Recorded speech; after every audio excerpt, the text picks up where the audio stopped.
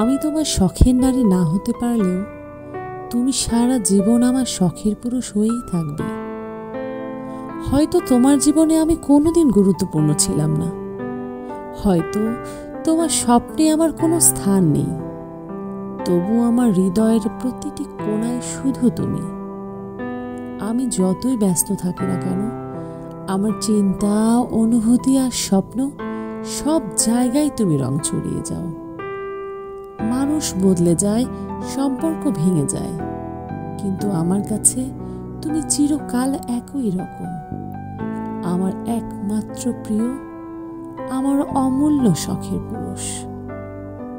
তোমাকে ছাড়া হয়তো আমি কিছুই নই, তবু তোমার জন্য আমি সব কিছু হতে চাই।